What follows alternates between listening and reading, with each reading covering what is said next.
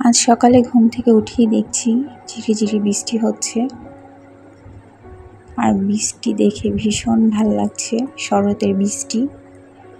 তবে এই কয়দিন টানা গরম পড়ছে আর স্বস্তির বৃষ্টি শুরু হয়েছে। তো বৃষ্টি দেখে আর লোভ সামলাতে পারিনি, অনেকক্ষণ এসে বারান্দায় দাঁড়িয়েছিলাম আর চারপাশটা ক্যাপচার করে নিচ্ছিলাম। একদম ঝিরিঝিরি বৃষ্টি হচ্ছে, মনে হচ্ছিল প্রকৃতিও চুপ হয়ে বৃষ্টিতে ভিজছে। প্রকৃতির রূপ বদলানোর সাথে সাথে মানুষের জীবনধারার মানও বদলে যাচ্ছে।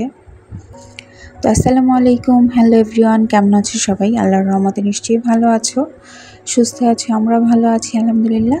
আজ নতুন একটি দিনে নতুন একটি ব্লগে তোমাদেরকে ওয়েলকাম করছি। এই যে গাছের পাতা, একটা পাতাও নড়ছে না।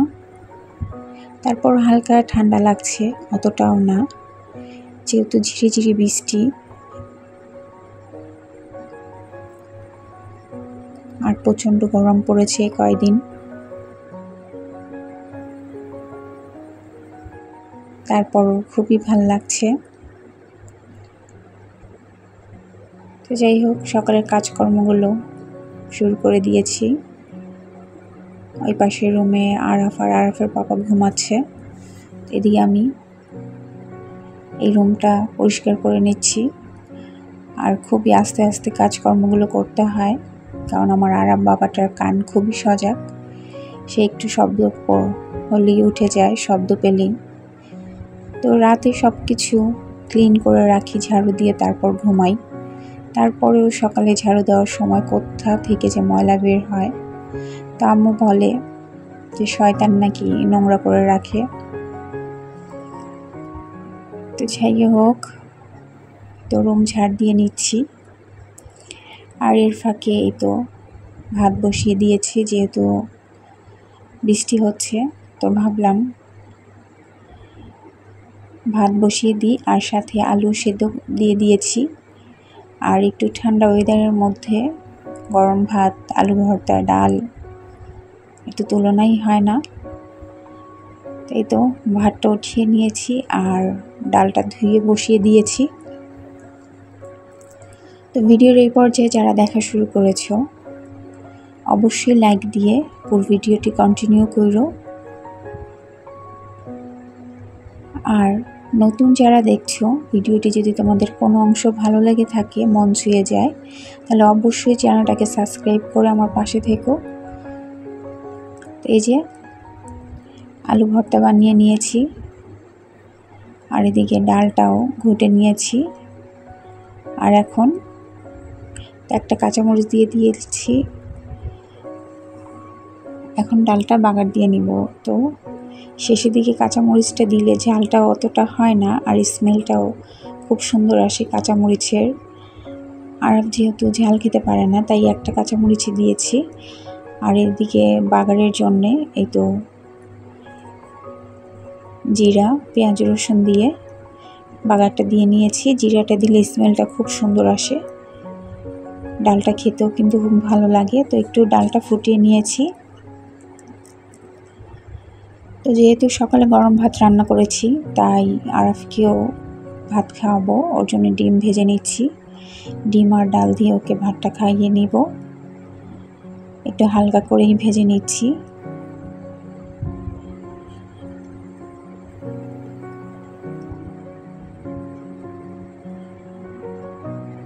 এই তো ডিমটা ভেজে ওকে খাইয়ে নিয়েছি, আর রান্নার প্রিপারেশন শুরু করে দিয়েছি দুপুরের।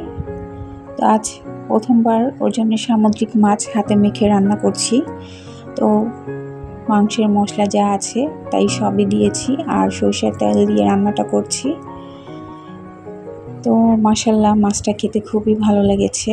আমি এক আপুর ভিডিওতে দেখেছিলাম সামুদ্রিক মাছ এভাবে হাতে মেখে রান্না করতে, তো দেখে খুব ভালো লাগে, তাই ভাবলাম আরফের জন্য করে নিই।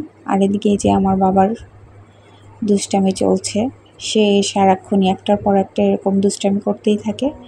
আমি বলছি কি করছো, তো আমাকে ধমকি বলছে, সেই যে কাজ করছে। ধরবো তাই দৌড়ে পালাচ্ছে। এই যে কিছুক্ষণ আগে ফ্রিজের মধ্যে নুডলস নিয়ে সারা বিছানা ফেলেছে। তার আগে সস নিয়ে সম্পূর্ণ সস, বোতলের সস ফ্রিজে ঢেলে বিছানায় মাখিয়েছে। এইভাবেই তার সারাদিন দুষ্টামি চলতে থাকে।